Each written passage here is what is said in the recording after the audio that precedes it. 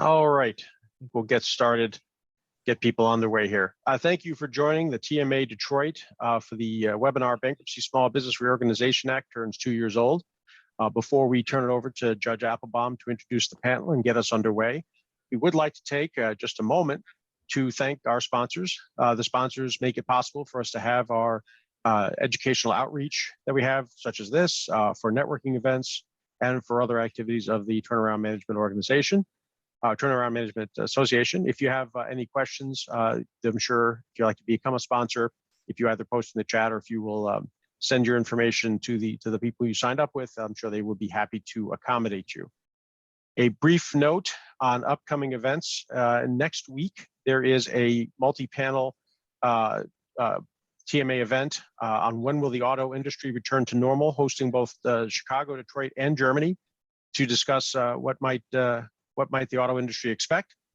A little later on in the month, there's a Top Golf Sweet 16 event on March 24th. At the end of the month, as a joint presentation with the National Organization for Women, NOW, on why women leave the restructuring profession and what we might do about it. And then later in April, a view of the auto industry from the original equipment manufacturers and the Tier 1 perspective. That panel is for April 13th. And with those words, I'd like to turn it over to Judge Applebaum, who will get us underway. Thanks, Ron. Welcome, everyone.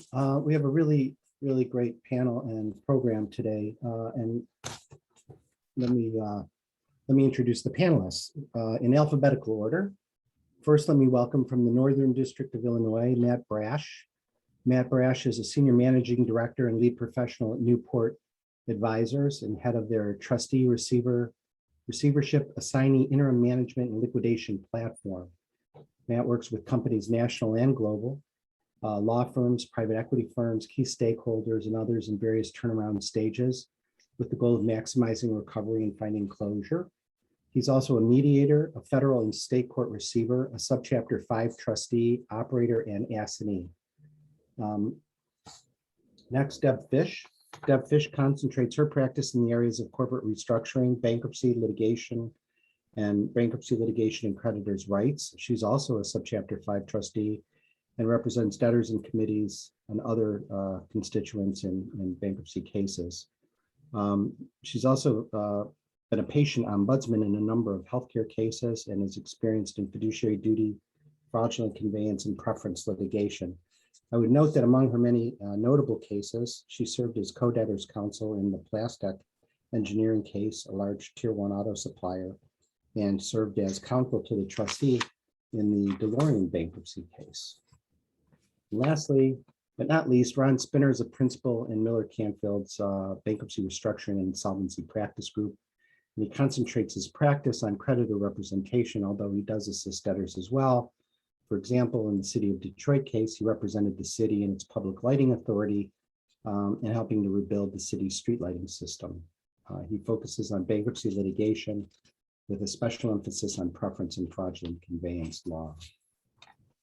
So with that, let me just say, among the things we're going to do, just to give you sort of an overview, we have the chat feature open, and we will take questions to the extent we can during the program, and we will save time at the end for questions.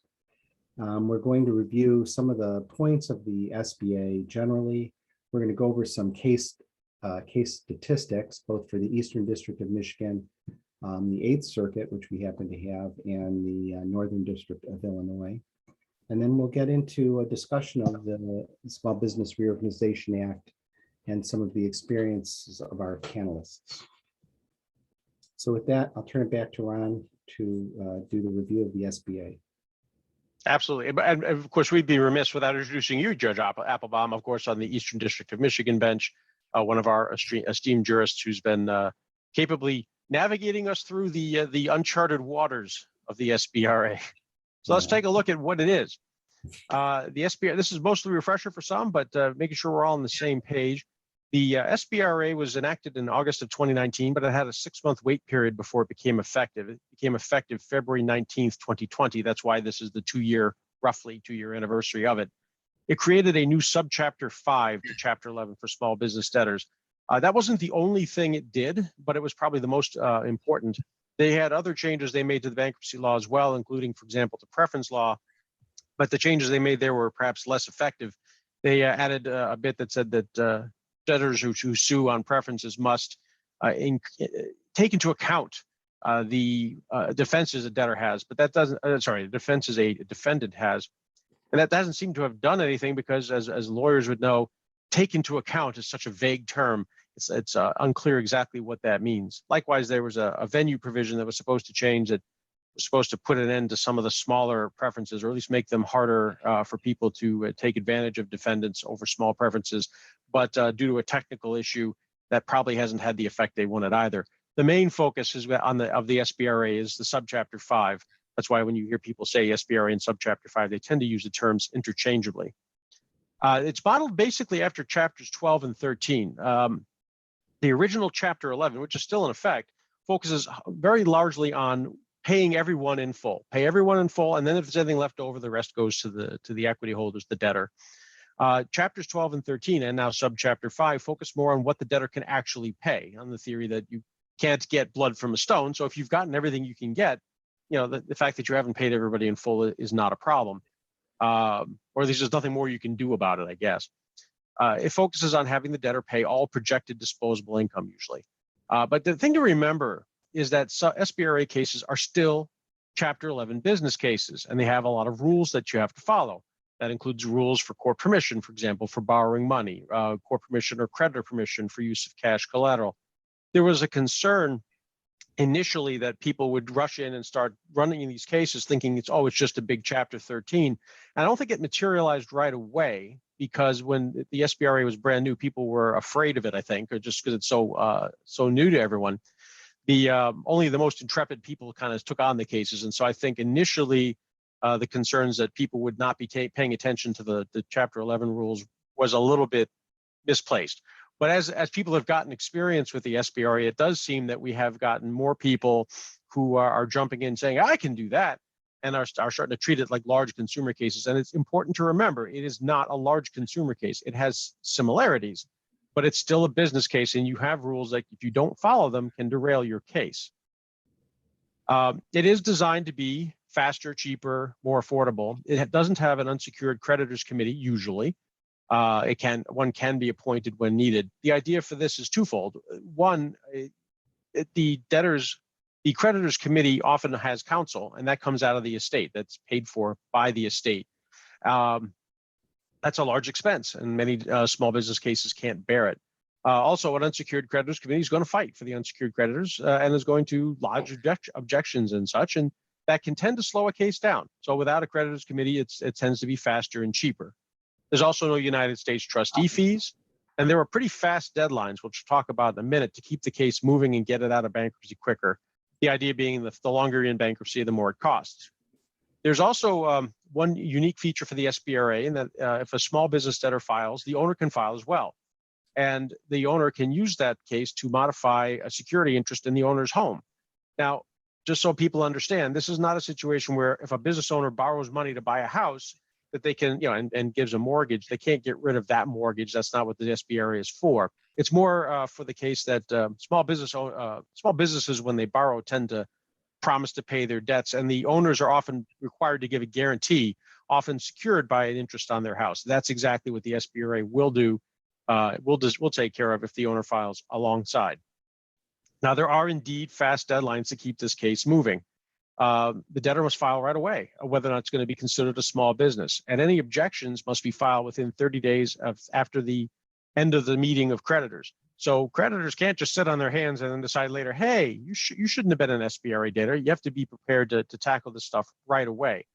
For the debtor's perspective, the debtor has 60 days from filing before a status conference must be held. And 2 weeks before that conference, they have to file a report detailing out what they are doing or what they plan to do to get a consensual plan of reorganization. It's a recurring theme in the SBRA that everything will be as best as possible consensual to cut down on legal expense and wrangling.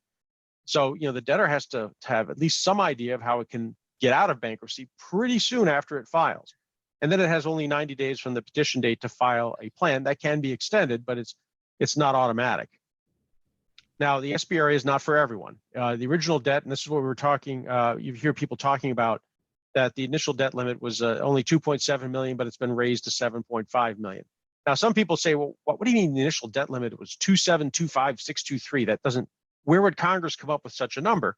The answer is there was already a definition in the Bankruptcy Code of what a small business debtor was, and the Bankruptcy Code indexes every 3 years with inflation. So that number had grown to this kind of odd number, and the SBRA sort of just glommed onto it and used that for its own definition.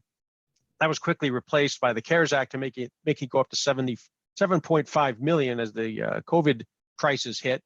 And right before it expired, it was extended by the COVID-19 Bankruptcy Relief Extension Act to March 27th, 2022, which is, as you can tell, is only a few weeks from now.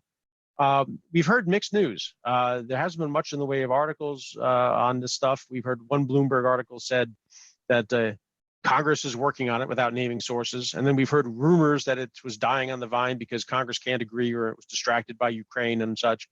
And now there's some rumors again that it's picking up, but we don't have anything solid. It's not entirely surprising to find out that this might be extended right up against the deadline as last time.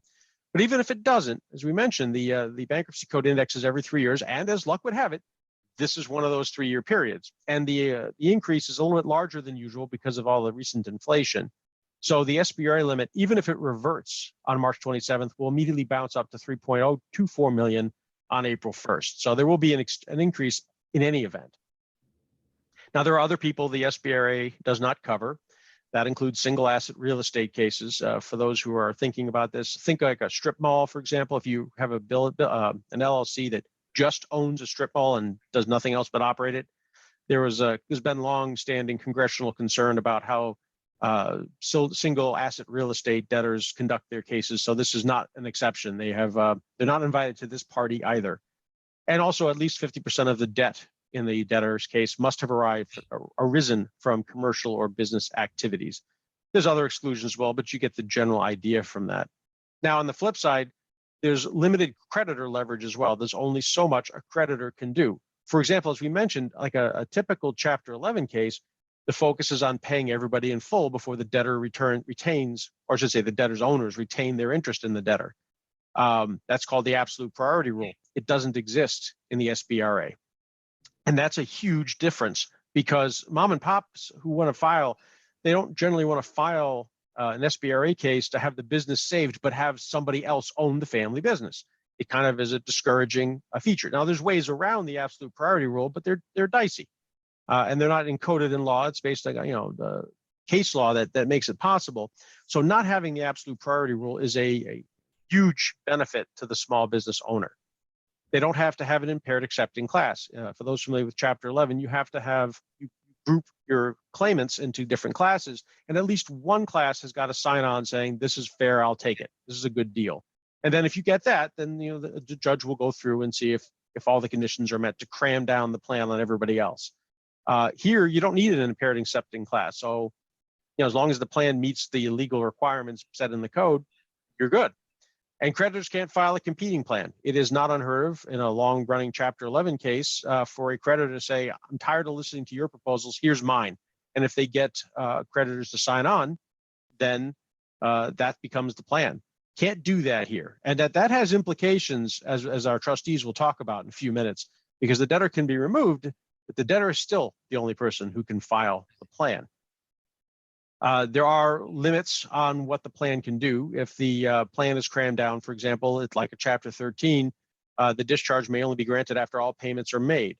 That can be problematic because in Chapter 13, not everybody makes it. As a matter of fact, less than half of Chapter 13s statistically seem to make it to completion. We don't have enough experience and time yet for the SBRA to know how that's going to play out here. But there's a reasonable chance that a number of SBRA plans may falter before they hit their 3 or 5 year mark, depending on whatever they're set up to be.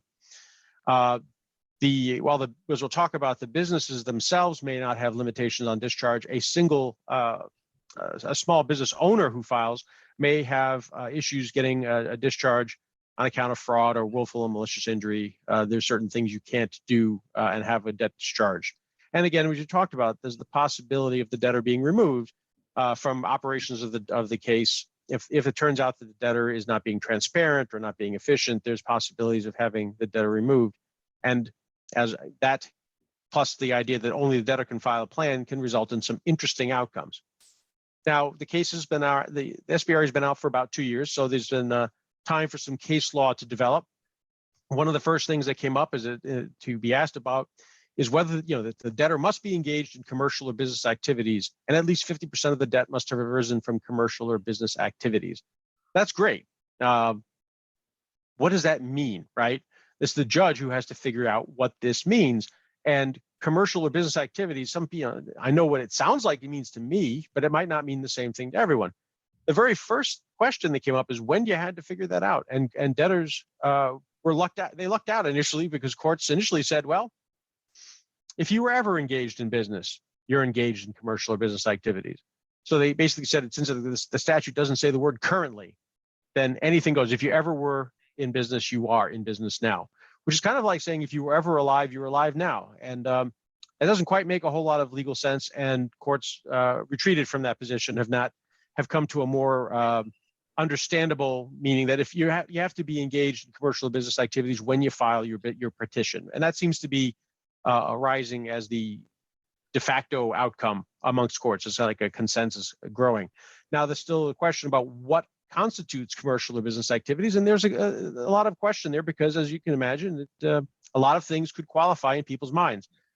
In some cases, there's one court that has gone through anything attempting to wrap up debt, except for the actual filing of a case qualifies.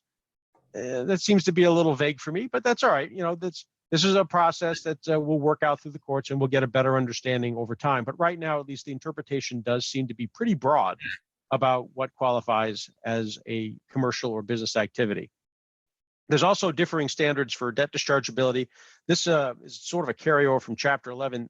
The case law in Chapter 11 and the statutes, the way they're written, strongly suggest that businesses are not subject to 523A, which is the main statute that talks about what qualifies as a non-dischargeable debt. And this seems to follow from what the case law intends and what the statutes intend.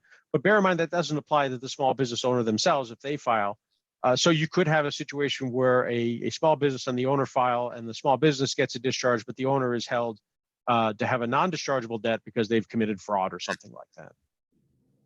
Now, there's other issues that can arise in the Subchapter 5, but they tend to be following so far the standard Chapter 11 law that's been out there, which is good. We have some familiar guideposts out there. There's been questions, debtors will file a plan, and sometimes creditors will question whether the case was filed in good faith, whether the debtor is attempting to take advantage of creditors or is really just seeking to reorganize. And the tests that were developed for regular Chapter 11 cases seem to be carrying over nicely there, which makes sense because that part of the code hasn't changed. It's still Subchapter 5 of Chapter 11, and that continues on. Same thing with whether or not a proposed plan is feasible. You still have to propose it of a feasible plan in a similar fashion under Subchapter 5 as you would under regular Chapter 11. You can't propose something where it's all based on pie and sky. You have to show that you can do what you say you'll do. There are still fights yet to come and questions yet to resolve. One of the big ones on the horizon that we see is, what does it mean for a debtor to commit all of its projected disposable income? Remember, we said this is focused a lot on what Chapter 12 or 13 was based on. And 12 and 13 talk about what is feasible for the debtor to pay as opposed to how much does the debtor owe. Okay, well, what is feasible for the debtor to pay? The Bankruptcy Code is a little vague on this. It says, well, the debtor, if it wants to confirm a non-consensual plan, it's got to commit its projected disposable income. But what is projected disposable income? Well, they say it's income not reasonably necessary for continuation, preservation, or operation of the business. And speaking as a lawyer, I can drive a truck through that. There's a lot of argument. How much is necessary for continuation, preservation, or operation of the business? How much marketing does the debtor get to do? Does the debtor get to build up the business during bankruptcy, invest in growth at the creditor's expense?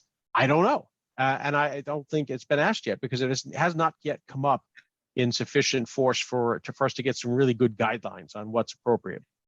There are some guidelines from other, like Chapter 12, where farms were involved. But I mean, it's still, I think, a fuzzy area. And this and other issues will probably come up in the, the SBRA turns 3, turns 4, turns 5 talks as we start to get some indication of how that comes out. So that's the overview on how things are playing out. Does anybody want to comment? Does the panel, did I soft pedal anything? No, I would just point out that one of the issues that I'm seeing is with respect to trying to reserve for capital improvements, increased salaries, the need to retain employees, et cetera, the courts are saying, okay, I'll confirm a plan that provides for those types of expenditures, but I'm going to extend the length of the plan so that to offset some of that, so that creditors get the distribution that they otherwise would get if those expenses wouldn't be paid. So that's just one thing I'm seeing. There you go. And this is why, as we work through, we're gonna get all sorts of opinions that give us guidance. And that's the nice thing, is we get opinions, we can see what works, what doesn't, and kind of take it out from there. Yeah. So, all right, I guess it's time to turn over and get some statistics about how the cases have been playing out. Before I do that, let me just make one point, and then we can give the site at the end. Judge Bonfil in Atlanta did a remarkable treatise on Subchapter 5. It is not copyrighted. It's accessible online. It was, I think, his original draft was something like 70 pages, and now it's expanded to something like 240. It is comprehensive and encyclopedic, and I would recommend it to anybody who hopes to practice in this area. Let me turn first to some statistics and make sure that we don't, I don't know what happened to the chat feature on this.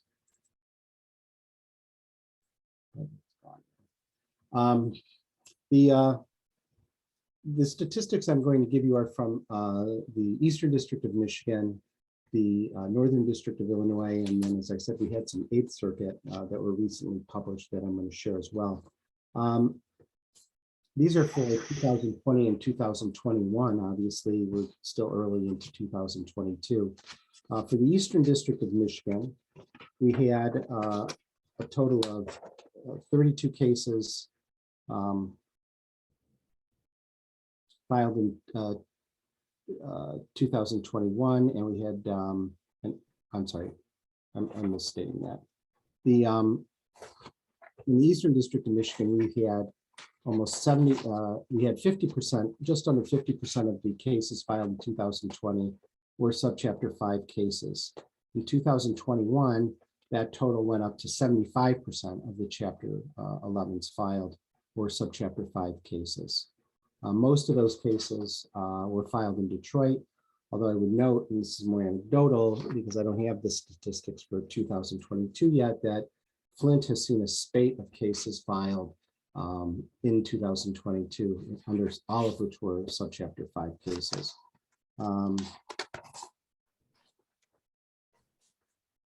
Of those cases, in 2021, almost 50%, just under 50% were confirmed.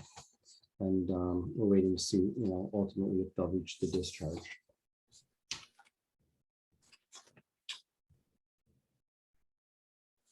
In the Northern District of Illinois in 2020, 39% of the Chapter 11 cases were Subchapter 5.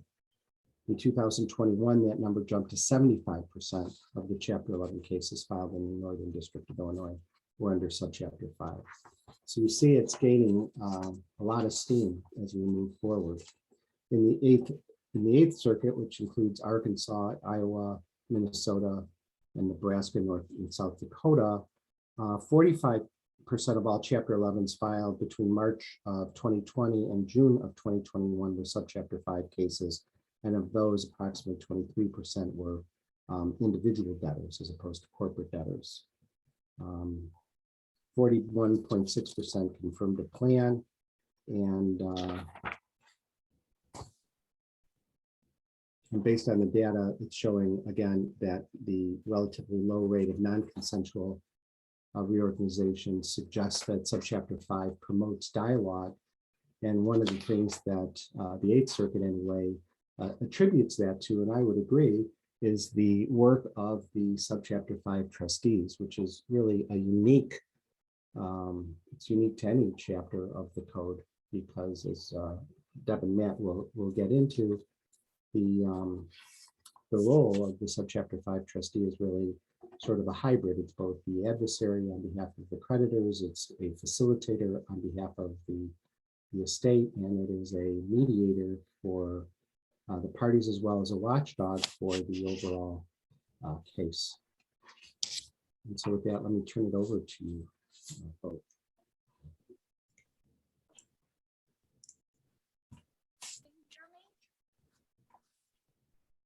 I'm going to jump in really quick here. There was a question about whether people could get a copy of the slides, and I am informed that if you email turnaround at Detroit, DETROIT at turnaround.org, the slides can be emailed to you. So that wanted to address the question that came up along the way. So I think at this point we're going to turn over to our trustees. Matt and Deb, Matt is from Northern District, Illinois, as we mentioned, and Deb from here in Eastern District, Michigan, to compare their experiences. And of course, we'll be chiming in as well. Sure. Yeah. Good morning or good afternoon, everybody. My name is Matthew Brash from Newpoint Advisors. I'm a Subchapter 5 trustee in the Northern District of Illinois Eastern Division. And we are also here with Deborah Fish as well. Uh-oh. We're not hearing you, Deb. Okay. Well, while Deb works on her audio, why don't we talk about a couple of the various items regarding the Subchapter 5? Ron went over some of the duty and background of the Subchapter 5 provision. Really, overall, Subchapter 5 trustees' role is to facilitate a consensual plan of reorganization.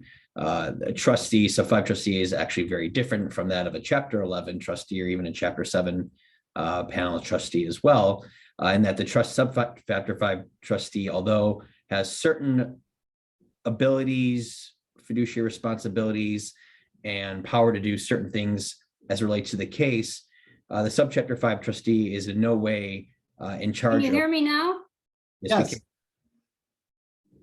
The Subchapter 5 trustee is in no way in charge of running the business or operating the business unless the debtor is removed, whether by the United States Trustee's Office or at the request. Can you hear me? Creditors. We can hear you, Deb. Can you hear us?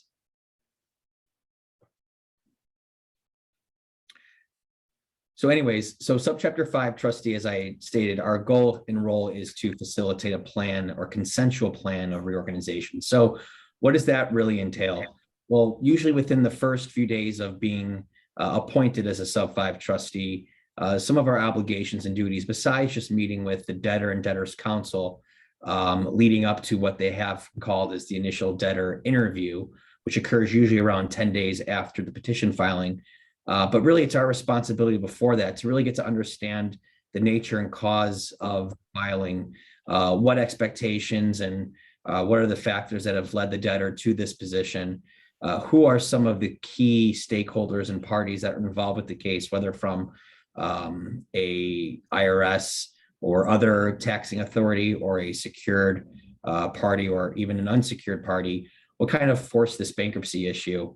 And what do we need to do as far as communicating with those parties to try and obtain a consensual plan? So many times, someone like myself or even Deb would go out and try and arrange for calls and meetings with some of those key stakeholder parties that are out there to get an idea on their end and their side of what they've been doing with this case leading up to it, or what they've seen or what has happened prior to leading up to the bankruptcy filing, and what kind of their outcome is, what they're looking for.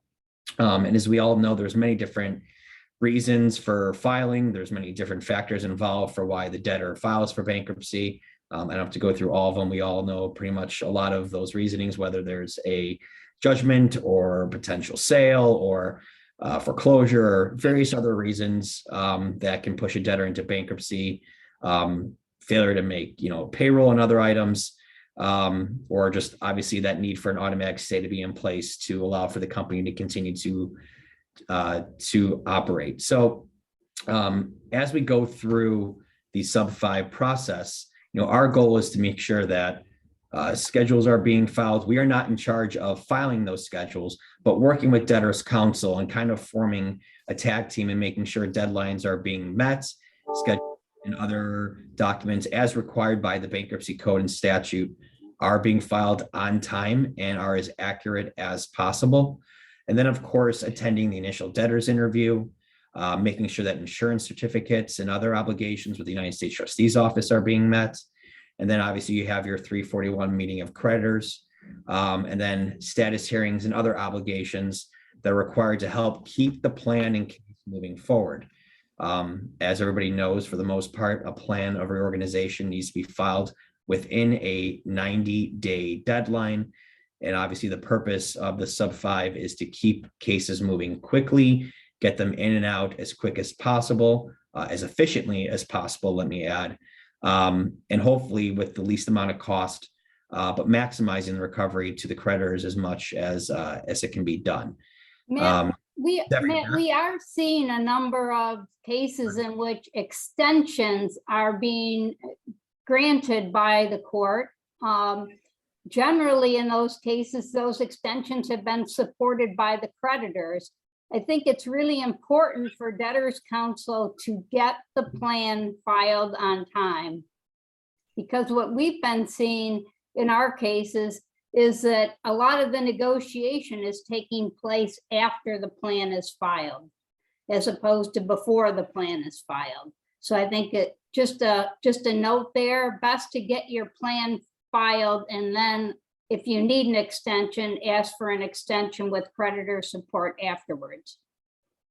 I would completely agree. I have had one case out of the 25 that I've had over the last couple of years, which despite all efforts of all the parties to try and get a plan in place, there were a number of factors that the debtor was alluding to about their financials were not in order. They're trying to get a bookkeeper hired who just left, yada, yada, yada.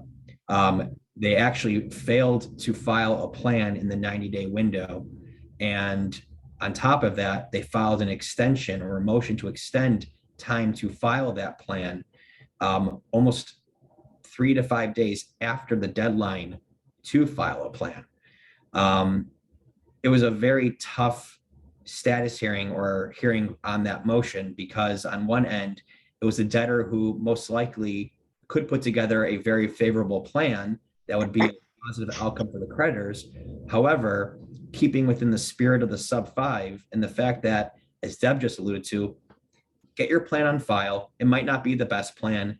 It might not be the most completed or the final plan that it's going to look like, but getting a plan on file that at least provides a foundation and information for the creditors to look at in the UST's office in the court of what's going on with this case, where we think it's headed. It can always be amended, as Deb said, but if you're not going to get that plan on file for whatever reason, make sure you file your motion to extend, or speak with the parties that are involved to get their permission beforehand, or at least agree to filing that motion and get that order entered to extend the deadline. Deb, as far Quick as question for the panelists, though. I mean, can you think about it? There's a status conference that's supposed to happen, a month before the plan is due. The debtor's supposed to be making promises about what it will and will not do to get this done. I guess, for both the trustees and for Your Honor, just out of curiosity, I mean, what are people saying if they're not filing a plan, or having trouble getting their plan on file? I mean, it seems the status conference would have been difficult. I mean, you can't be somebody showing up, well, I intend to start talking someday. That's not really much of I mean, maybe it is. Maybe that's all you have to do is say, I plan to talk to people. But it would seem to me that the Subchapter 5 expects and requires more at the 60-day conference, that you have a solid understanding of who the parties are and what you need to do, rather than just, well, I'm going to file a plan when I have to. If I may, Ron, I think that part of what we're seeing right now, and this is not an excuse not to file or to file a motion to extend the deadline. With the pandemic, and hopefully we're at the tail end, knock on wood, with the pandemic and everything that's going on, I found that some debtors are freezing up when it's trying to determine what is going to be, their 3 or 5 year plan projections. I mean, as we all know, it can't be, you don't want your plan to be pie in the sky. You don't want your plan to be ultra conservative. What is, my mantra and marching orders normally with debtor and debtors counsel is almost under promise, over deliver with a little bit of tweaks to that, because right now with a lot of businesses out there, it's a moving target. I mean, there's many, many times where we've come into businesses, whether as a sub 5 trustee or even my firm as a financial advisors to a debtor or outside of bankruptcy court, you see debtors that were at 10 or 15 or $20 million pre-pandemic. During the pandemic, it's a third or 50% of that.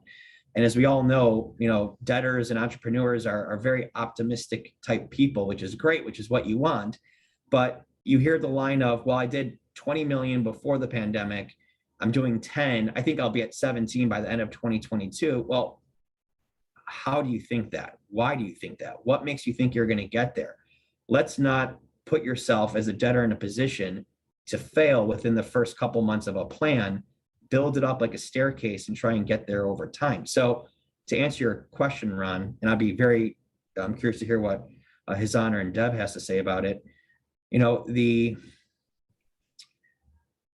I've seen debtors freeze up where they're so they can't put it together. And that's what we're here to help them and assist them with. But as you said before, Ron, I, as the trustee, Deb as the trustee, we can't file the plans for them.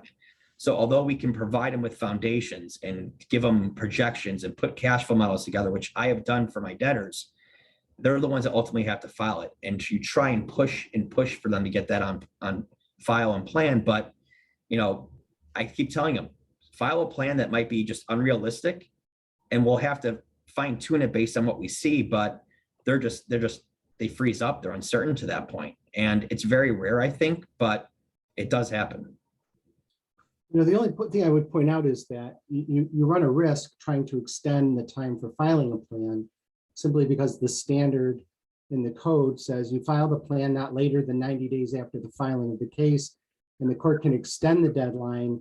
And I think the exact language is, if the need for the extension is attributable to circumstances for which the debtor should not justly be held accountable, which is not only ambiguous, but it puts the burden on the debtors, the failure of the debtor to be able to put together reasonably accurate projections, something for which it should not justly be held accountable. It seems to me the issue you're asking, Matt, is you have the status conference 60 days out, and then 14 days before the status conference, you're required to put in your report. So now you're really 45 days into the case, and you've already got to have a pretty, I would hope, a thorough report that's going to be the basis for both the status conference and I would assume the jumping off point for substantive negotiations. And is it realistic in a small case, perhaps in a larger case, is it realistic that 45 days out, the debtor will be in a position to have financial information that satisfies you and that satisfies creditors to be able to put a consensual plan together? We had a question about how prepared should the judge and or the trustee be at the status conference? Again, 60 days out. Is that early? Is that too early? Is it early enough?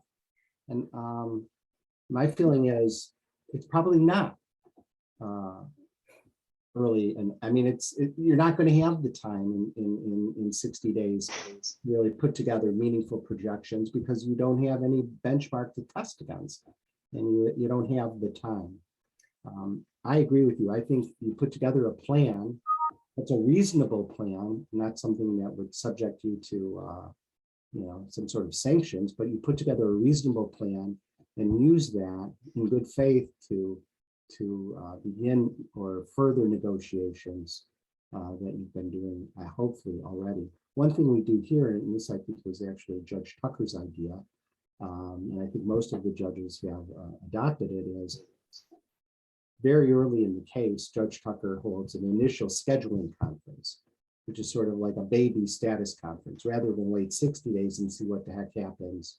We hold the case, or we hold a scheduling conference early, And we try to flesh out some of the bigger issues that might come up. Are you challenging eligibility to file? Are you challenging this, that, or the other thing?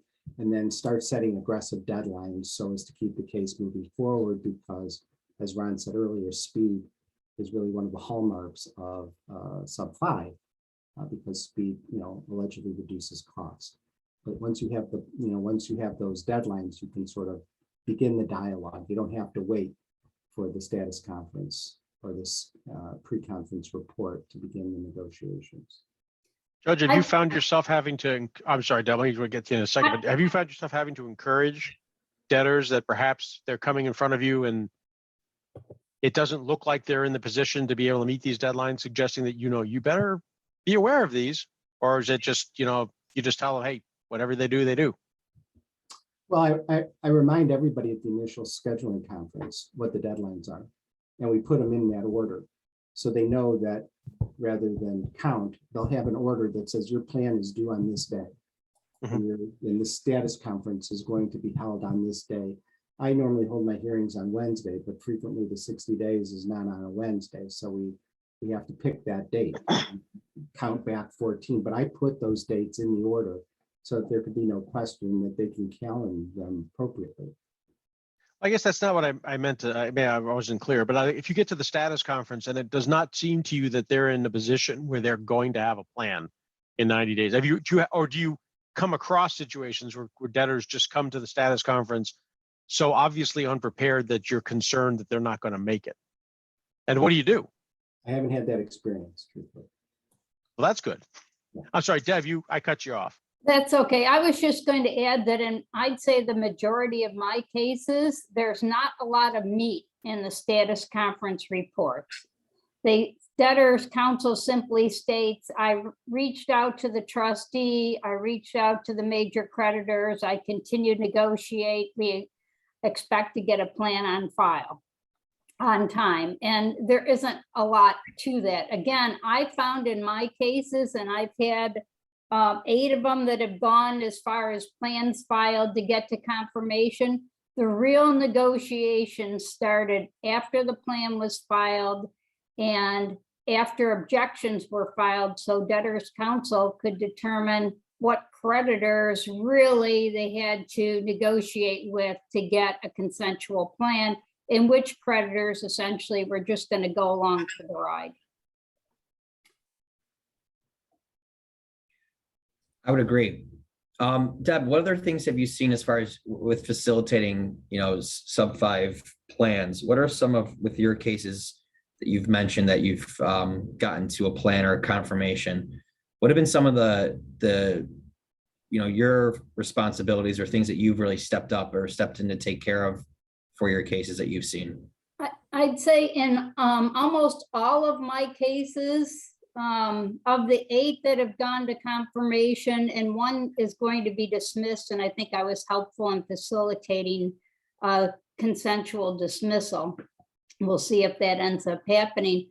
But sometimes if it's a 2-party dispute, I had a case, my first case actually had a federal district court litigation that had gone on for 2 years. There was a 523 complaint filed also.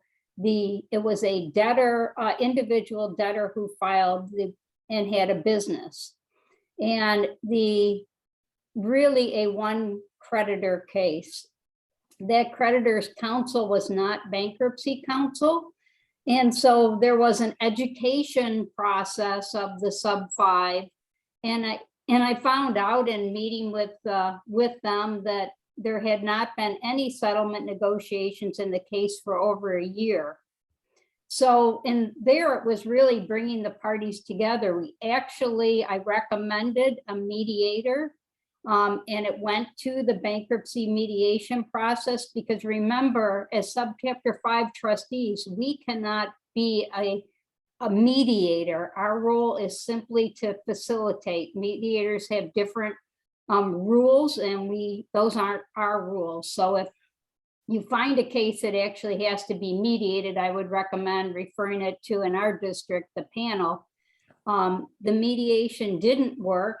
but it moved the case enough that I could get involved and facilitate bringing the parties together. And we ended up with a consensual plan, and we dismissed the district court litigation.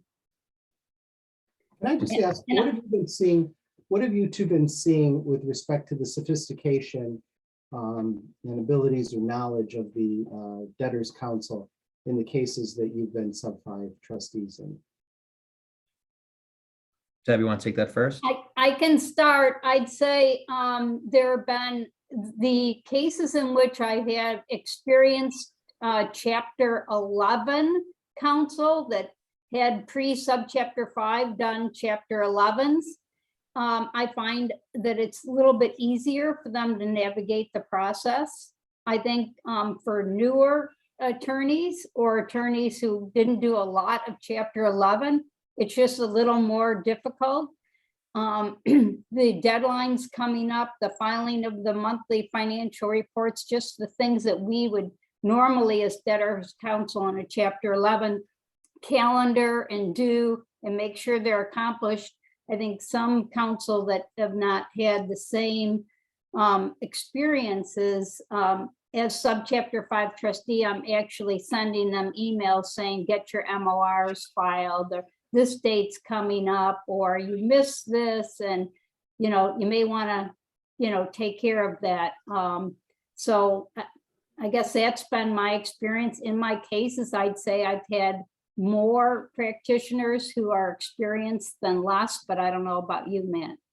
Yeah, no, I'd say for the most part, debtors counsel that I've dealt with have been, they've already been in the bankruptcy world and very familiar with either Chapter 7 or Chapter 11. And it's been really helpful in helping to get to a plan, and they know the ins and outs of what needs to be done. For the most part, the dates, as Deb said, once in a while, you got to remind about filing the monthly operating reports or some other small items. But generally, I have found that the debtors counsel is well versed in the bankruptcy world. What I found interesting during my first few cases back in 2020 was debtors counsel who never have ever practiced really bankruptcy, thought that because of this new Subchapter 5 provision that it's shorter, smaller, maybe easier, they would go ahead and file on behalf of debtors. And when they'd get in there, they'd realize that they are just completely unprepared for really what the bankruptcy world is all about. Something as simple as filing schedules or getting your first day motions on file was a complete struggle for one particular debtor that I had, whose debtors counsel admitted to me that they've never done bankruptcy before, but thought because of the sub 5 provision, they'd be able to give it a shot and be able to do it. And one of our judges came down very, very hard on this attorney, basically stating that they really have no business being in bankruptcy court, and they dismissed the case right away. So one of the things that, and I've dealt with this with a lot of our colleagues in the Northern District of Illinois, is really just getting the word out that, listen, just because it sounds perhaps a little bit more simple, and maybe you might have gotten word of mouth at the beginning that this is supposed to be an easier way for debtors to get in and out of bankruptcy, in no way is it any easier or is it any less sophisticated than a Chapter 11 or Chapter 7. If anything, there's a lot more, nuances that you have to get through and things you have to understand, that if you haven't been practicing bankruptcy law in the first place, it's a whole other level of understanding that you have to prepare for. So trying to really get the word out that, listen, if you practice somewhere else and you're not really familiar with the bankruptcy world, it's, I would advise that you recommend bankruptcy counsel, so that way the debtor has an easier way to get through the sub 5 proceeding. So when you're dealing with a debtors counsel who is reasonably experienced, you're dealing with creditors who are sophisticated, or even if you're not, what is your role? How much do you get involved in terms of vetting the projections that are going to be the sort of underpinnings of the plan and the proposed distribution? How much do you vet that? How much do you get involved in the analysis? I know that from my experience, there's been times, Your Honor, where I have had to prepare the projections and financials myself because the debtor is just never have kept books and records in their life, especially some of these smaller cases, Your Honor, where you were under that original 2.8 threshold, books and records or QuickBooks was the moon to them. So we'd have to come in and basically take a look at their bank statements, take a look at whatever ledgers that they may have and build up the financials and projections ourselves, looking at historicals and, other backup documents that can basically back up what that plan is. Because, the judges in my district, they will plain flat out ask me as a sub 5 trustee, do you back these financials? Do you think that these projections are achievable? And I, as a sub 5 trustee, take it very seriously that if I don't review the financials, I don't look at the monthly operating reports, and I don't look at the historicals and the trends, whether on a quarterly or annual basis of the business, how can I stand behind a sub 5 plan that's going to get approved? And, if it fails to make its first payment, I feel like that's partly on me too. So I try to get as involved as possible. Obviously the goal is to keep fees and expenses down. So I try to take that into consideration. But I do know that when the time comes for a confirmation hearing, I like to be able to step up there and be able to tell the court and all the parties on the record that, I can back up this plan and I believe that the projections are achievable.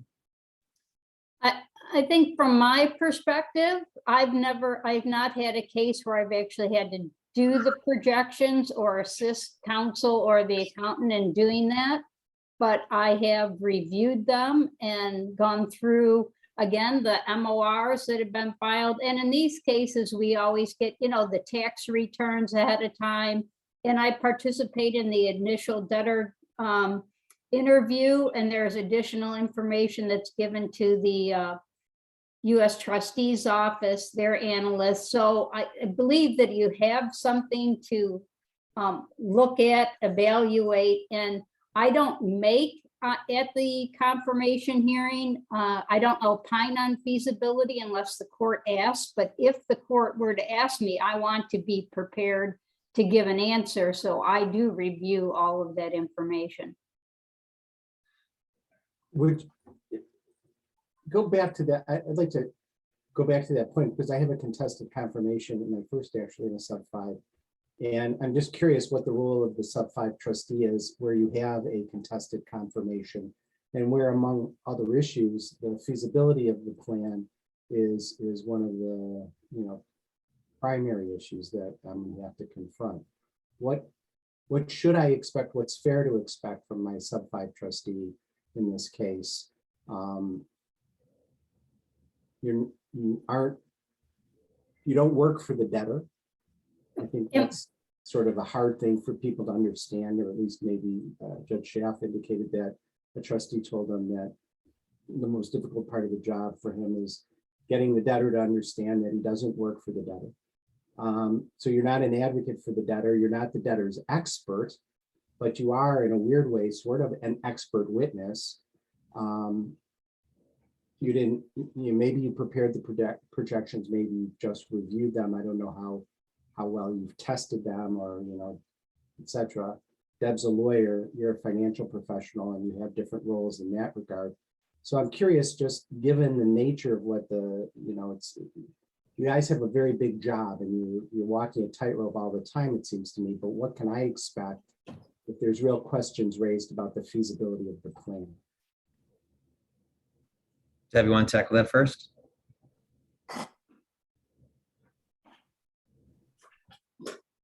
Yeah, go ahead, Matt.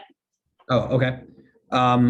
So basically, Your Honor, I've had contested confirmation hearings, and, through the creation of the plan, and that we've kind of touched on this a little bit, is that because of the small window of filing a plan, you're only getting basically almost 3 months, barely 3 months of monthly operating reports and financials of where that business is going. And as we talked about also, because of the pandemic, or even outside the pandemic, before the pandemic, there are factors relating to that filing that affected the business's ability to pay its creditors. So really the question here is, can, by looking at the monthly operating report, by looking at the cash flow projections of the business, I am a big advocate of putting together a 13-week cash flow model with the debtor, because you're covering really that 90-day period. If they're hitting their projections on a week-by-week basis, I feel a lot more comfortable that hopefully as we get to the plan, we're going to be able to hit those numbers. So when I'm asked by a judge during a contested hearing whether I think a plan is feasible or not, I will go through either saying yes, based on the projections, based on the monthly operating reports, their cash flow for the last 90 days that I've been involved, and the way that we've designed their projections, where it's not just immediate, oh, we're going to double in revenue in the next 6 to 12 months, but it's a short staircase of progression and growth. I'd have to go on the record to say I believe that this is achievable and attainable. There have been times where I've gone on the record and said, if they're not able to meet post-petition obligations, that's obviously a very #1 red flag. And if I feel that they are moving forward without really my input or assistance because they think that it's invalid or they know their business better than I do, which they do for the most part, but the numbers speak for themselves. Either they're hitting it or they're not. There have been times where I've gone before the court. One was with Judge Bear here at the Northern District of Illinois, where I said, I really believe that the projections and the plan put forward is not feasible and needs to be redone and amended to allow for, a more realistic ability for the debtor to hit those numbers. Now, the distribution of creditors, especially general unsecured, is not 30% anymore. It's now 20%, but it is still more than they would get in a liquidated scenario.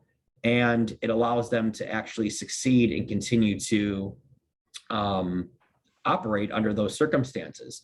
And in certain plans too, there's nothing wrong with putting in there a provision that indicates that if the debtor hits a certain amount of net income or net revenue over a certain threshold that we establish as, let's say, the reserve amount, that monies can also be added to the pot and distributed to the creditors. So there's other ways that you can put in the plan that if the debtor delivers or over delivers and is able to really bounce back, we don't want to shortchange the creditors. There are language and provisions in the plan that allows for those additional distributions.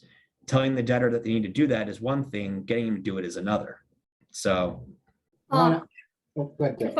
if I may, Your Honor, I stepped away for one moment just to confirm that that isn't the feasibility, and opining on that is not a requirement or a duty statutorily of the Subchapter 5 trustees. So I could see there could be a significant number of Subchapter 5 trustees that would not want to opine on feasibility, or who don't feel like that is their role.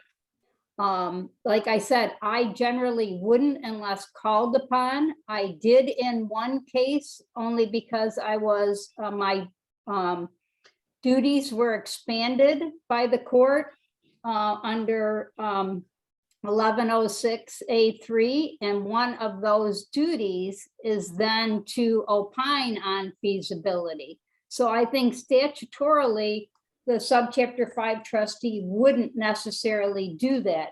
But if your duties are expanded, then, and creditors can ask for an expansion of the Subchapter 5's duties to investigate any financial transactions, investigate, assets of the debtor, and do a full investigation. And in the case in which that happened with me, I did provide a whole section of my report on feasibility, and I did a deeper dive than I normally would into the historics of the debtor, and did year-by-year comparisons and revenue and comparisons and number of employees and number of jobs, and I felt comfortable in providing that kind of opinion. But again, I don't think it's our responsibility, and I think in a contested Chapter 11, I would be recommending that both sides hire independent experts, because I think again, well, even though it's a sub 5, what you would normally do in a Chapter 11 case is have an expert hired to comment on feasibility if that's the issue. I don't really think that's our role to be that person in those cases, but that's, again, just my opinion. As a creditor's counsel, I would say the problem I have with those situations is that usually when you have a debtor where you don't trust the feasibility, that's the case that doesn't have the money to expend on contesting it at the same time. And the debtor doesn't have the money to expend, because if they had the money to do this, they would put together a more feasible plan.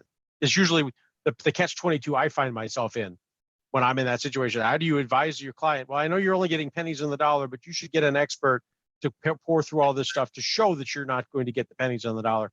It's a guaranteed loss for the creditor, no matter what. You're gonna, if you get a plan that doesn't work, you lose. And if you end up spending all your recovery on the expert to show you aren't going to get one, you lose. So it's kind of a tough sell, tough situation from the creditor's perspective.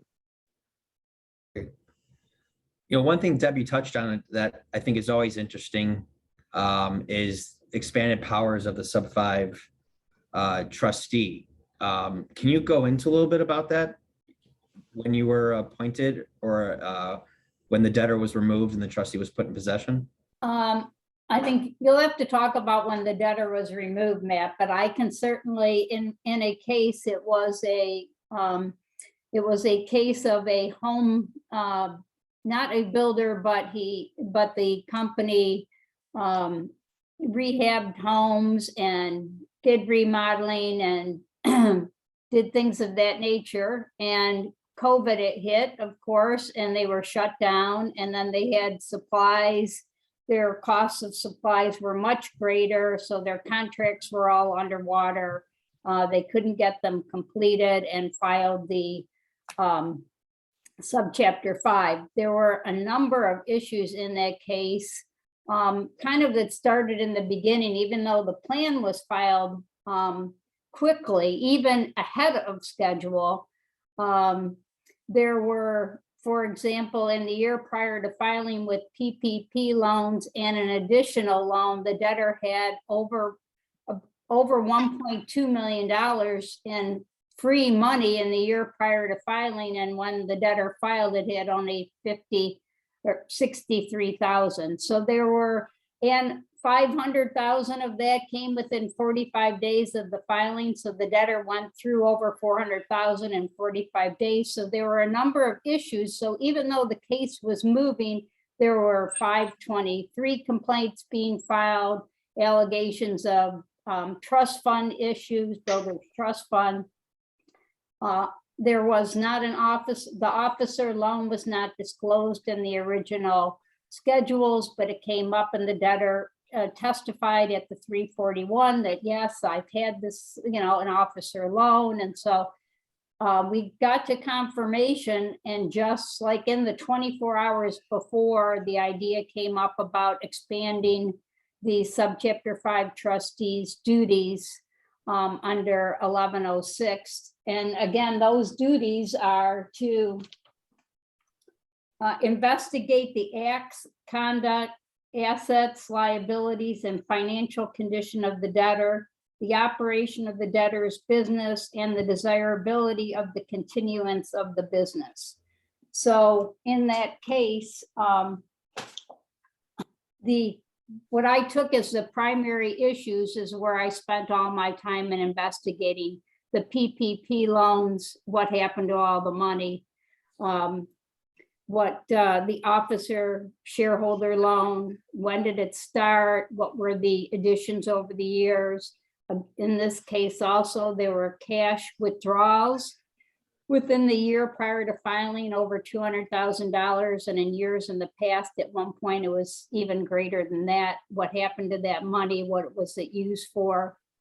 And then essentially put it all together, filed the report, and also, like I said earlier, took a deep dive into feasibility and opined on that also. In that case, as it turns out, the report, I think, was actually helpful in getting us to a successful consensual confirmation, because really the creditors could look at what was done with the money, what did this debtor do, and see that there was no yacht, there was no second home. None of that happened. The money really was in the company and went back into the company, but you don't know all those things unless an investigation's done. Did you have help? How often have you guys had to seek to retain professionals to assist you in the investigations that now it seems to me are mandatory, at least to some extent, in these types of cases? Well, generally in our district, our goal is to try to keep the fees down. And I think it is across the board. I think the UST program would prefer that Subchapter 5 trustees not hire professionals unless they have to. Thus far, I have not had to hire a professional in any of my cases. I don't know about you, Matt. Yeah, the 2 times that I've had to hire professionals was counsel, legal counsel, and representing me when the debtor was removed and the trustee was put in possession of the operations. The first thing I did when the topic was even broached was making sure that I spoke with counsel that was going to retain and bring them up to speed and make sure they got on board and filed the motion for retention as soon as possible, following the trustee in possession order being entered. I'm not an attorney, and I've joked with my fellow panelists here that I'm several credits short of my law degree. But I believe that in any situation, whether you're just a financial advisor who acts as a sub 5, or perhaps even in Deb's case, who she's a practicing attorney as well, you do need representation in those situations, and I especially did. When I was trustee in possession, it was over a 12 location fast casual restaurant chain, and there was a lot going on. I mean, you're operating a business on a daily basis, so I was able to retain some of my firm, some members of my firm, to assist me with certain day-to-day obligations and activities, obviously monitoring the cash, updating our budget and weekly projections. I have one member of my staff who specializes in real estate and therefore was looking at all the real estate leases and contracts to determine whether we needed to reject those leases, renegotiate those leases. So there were a lot of moving parts that I felt like as a sub 5 could not take on every single one. So I thought it was necessary and important to have those parties retained. One of the things that my district was okay with in me retaining Newpoint as my financial advisor was that, the professionals billed either at my rate or lower. So we made sure still to keep in within the spirit of the sub 5 by making sure that fees and expenses were going to be kept to as minimal as possible without basically affecting the case, the efficiency, the ability to continue to run the business and still get to a plan of reorganization. And as we've talked about at the beginning of this, and Ron alluded to especially, is that a trustee, sub 5 trustee, cannot file a plan of reorganization. And even a trustee in possession cannot file a plan of reorganization, which as a trustee in possession, for this particular case, I felt that we could have gotten a plan on file within 30 days based on now that we had our hands around the money. We were very involved with the day-to-day details of the operations. We really, as the sub 5 in possession, understood what and how and when this business can perform. But because the debtor was the only one allowed to file the plan wasn't filed for another 90 days thereafter. And all it did was, cause additional professional fees, expenses. I think it irked a lot of the creditors a lot more that they were using this as their bargaining chip, as far as getting certain releases or other matters as far as pushing the plan forward. But what we did is we started pushing 363 sales, which we can do, and other items to help push the plan forward. And I don't like to use the term back the debtor into a corner per se, but at least pressure them enough to know that if a plan is not going to be on file in a certain period of time, or we're not going to get this done a certain period of time, then we're going to have to start looking at possibly selling the business as a going concern, because we still believe that we'd be able to realize enough for the creditors in that situation, whether it be a decent payout.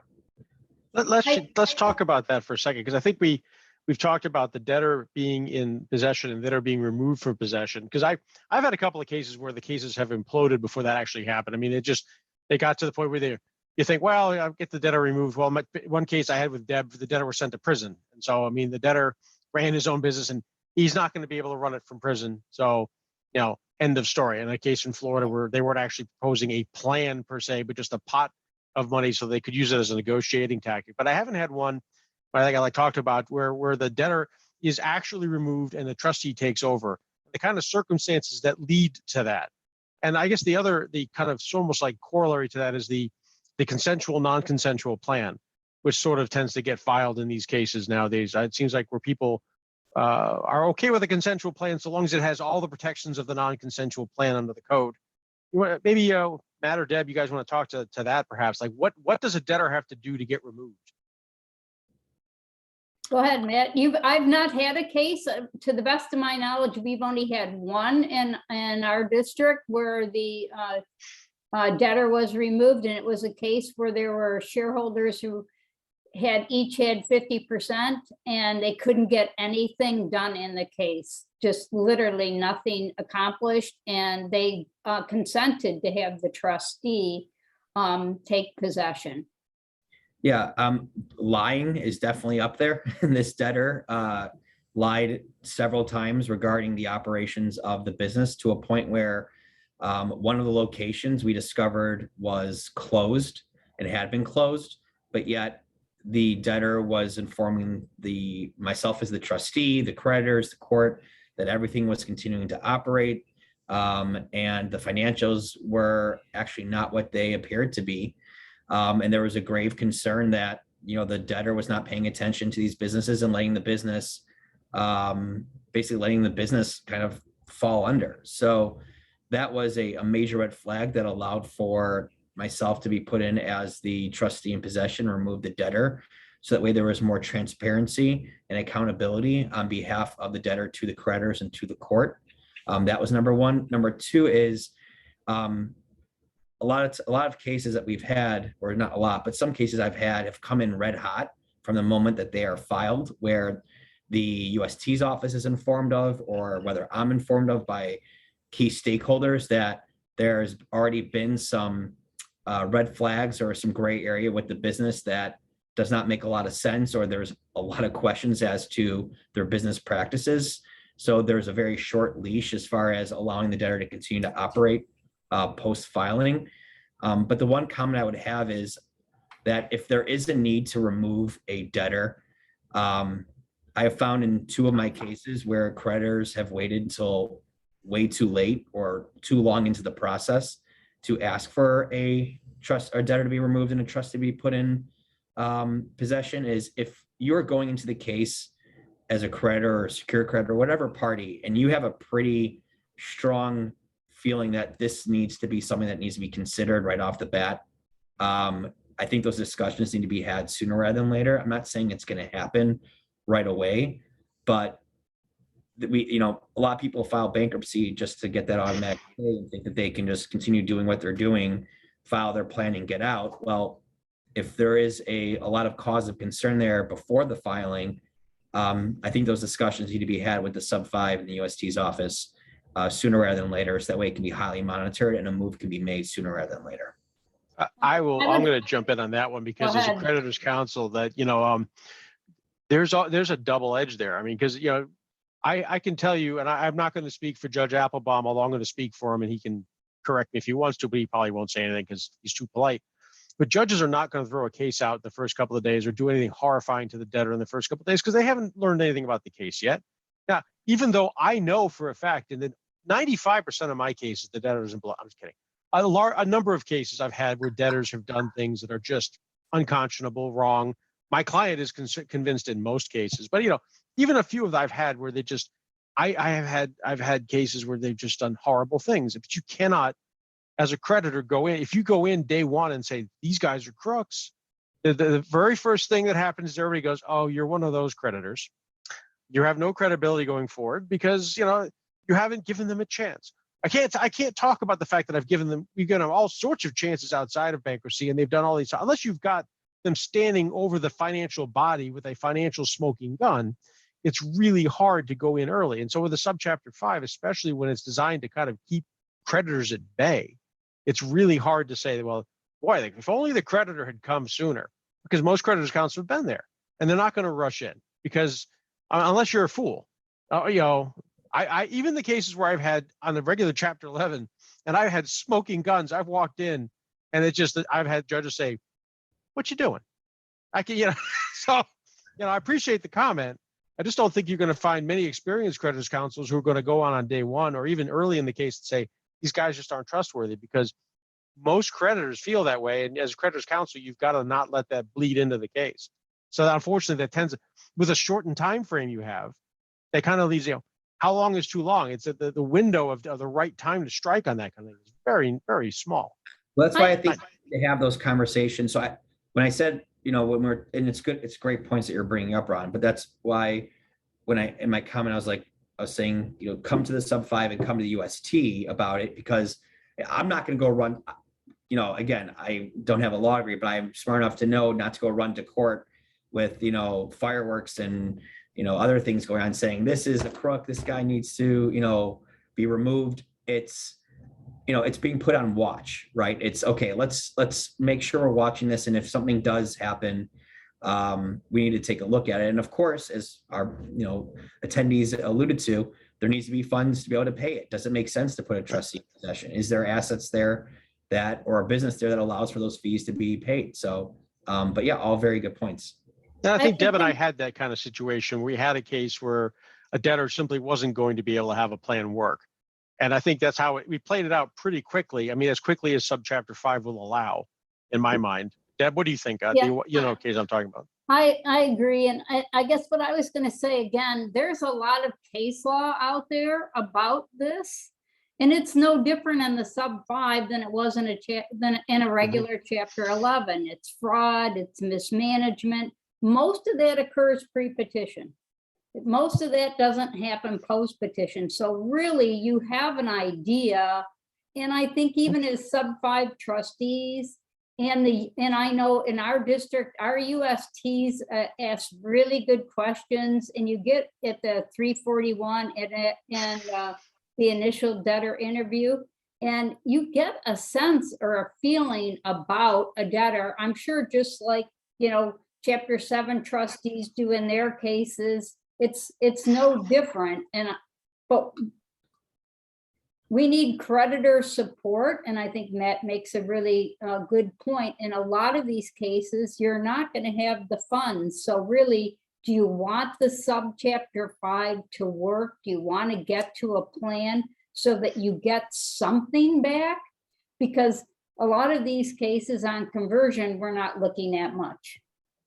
Right. So I think that, and I think creditors are doing that even more so in these Sub 5 cases. They're looking at, well, I can get 3 to 5 years worth of payments, depending on the situation.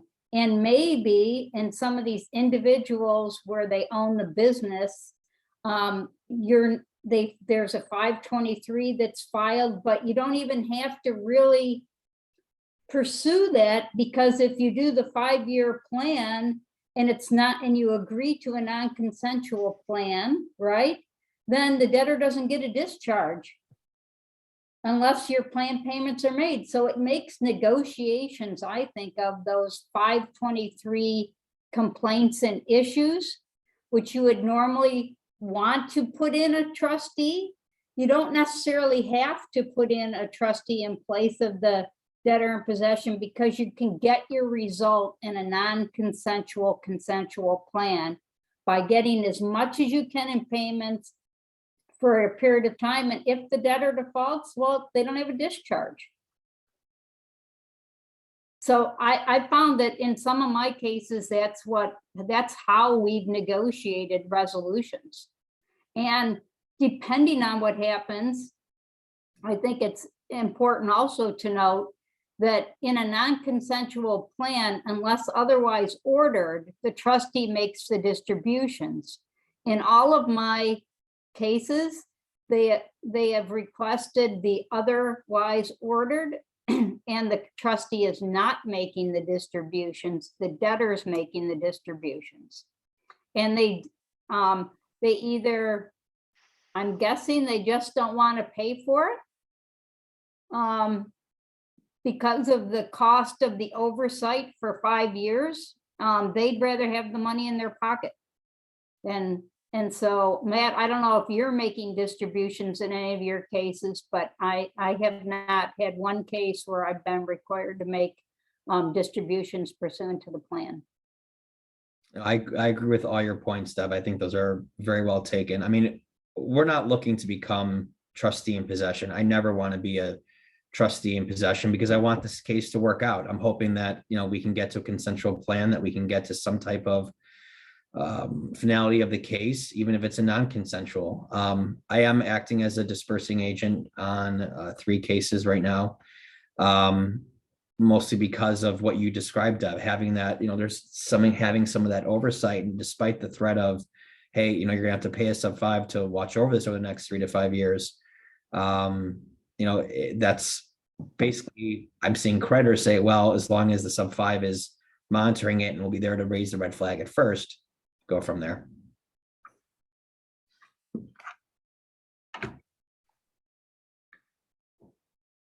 All right, I think we're getting near the end of our time here. Do we want to address the questions we have? I mean, I think there's one question I see. Does a trustee actually want to take over? Do you make any money?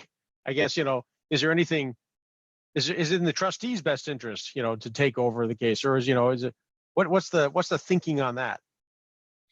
I would say if I don't have to, I wouldn't want to. I agree. Yeah, I'm not looking to take over, and run the debtor's business unless it's absolutely necessary, and we know or think it's going to be in the best interest for the parties. So I just like Deborah prefer not to. Well, you don't prefer to take over the business, but how willing are you or desirous of your expanded powers in doing an investigation of the types of issues Ron's client might come in and say, look, we've been dealing with this debtor and he's a bad guy, or the company is run by bad people, and we want you to do an investigation so that he has credibility when you do come to the court to say, maybe and you're negotiating a plan, maybe these claims and causes of action should be preserved or brought by the trustee or brought by others, or in some fashion monetized so that creditors get the recovery. Well, either a creditor or party in interest has to petition the court by motion to have that happen.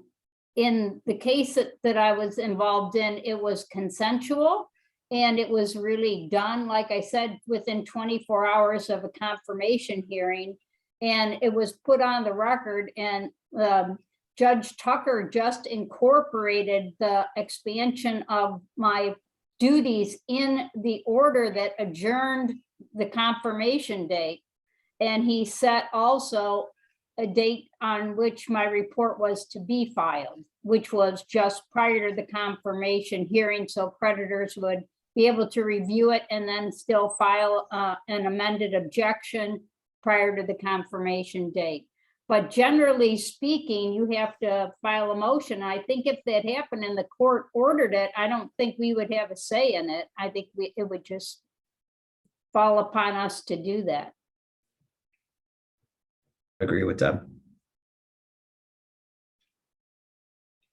I see one more question here. We have another few minutes left. And then what question is it possible for the TMA to provide professional pro bono help for the Subchapter V proceedings? And is it something that they might want to do? Are there needs for such services? I can say that there's probably a need for lots of things in lots of places. I don't know that the TMA is equipped at the moment, certainly, to take on an advisory role for Subchapter V's going forward as a whole. I mean, it's not turnaround management. It does certainly encompass bankruptcy, but it goes well beyond that. I think this is more, this may not be the vehicle for anybody to do that. Besides, I'm not sure do you guys believe that there's a role for anybody to provide pro bono help, or is that kind of the role of the Subchapter 5 to be? I mean, not pro bono, but I mean, in essentially the help for the debtor. Yeah, I mean, we're as you know, we've discussed and mentioned this panel that we don't work for the debtor, but we are there to help facilitate. So I mean, I have debtor and debtors counsel call me all the time asking for input or questions or assistance, and I have to make the determination of whether it is overstepping or it's within my within line with what my fiduciary obligations are as a sub 5. And I think in that respect also, we've been, I don't know whether you have, Matt, but I generally ask for a copy of the plan before it's filed. And I've made comments to the plan that I would save me filing an objection if the debtor is willing to make those changes prior to the filing. And then I've also recommended where the debtor has missed things in the projections or missed things in the liquidation analysis, where I've said you may want to consider this, you may want to consider that, but I don't make them always demands. They're considerations, because again, that you're a neutral party and you really have to, it's a fine line in some cases. But I try to make, again, suggestions, recommendations. If they don't follow them, then they may get an objection from me. But it's really the debtor's counsel responsibility to act and counsel the debtor, not mine. All right, I think that brings us to the end of our time. I saw one question that was asked earlier. We'll mention here. Judge Applebaum has agreed he will type up or at least put together the statistics he had, and we'll add that to the back of the presentation, so that if anyone asks for a copy of the presentation, probably by the end of this week, we'll have that information attached to it. And so all that information is available by asking Detroit at, it was Detroit at turnaround.org, I believe. Scrolling up to find yes, Detroit at turnaround.org, and we can get a copy of the presentation with statistics attached to it as at the end. Ron? Thank you all for coming. Oh, I'm sorry, go ahead, Deb. Can I just add, I just heard this statistic this morning for the Eastern District of Michigan. There have been in 2022, 6 Chapter 11s filed. All 6 were Subchapter 5s. Yeah, it does seem to be the trend is increasing, especially as people get more comfortable with it and get an idea of how it's supposed to work, which is good. It's a learning process, and let's hope it continues to evolve in a way that works for all parties, especially creditors. No, all parties. Sorry, I do tend to represent creditors more than anything else. Thank you all for coming. Thank our panelists for donating their time and their expertise. Thank you, Judge Applebaum, for helping get the word out to the people here who are listening, or probably the people who are going to be in front of you at some point. So the more they know, the better these cases will work. Thanks all, and have a good rest of your day. Thank you. Thank you.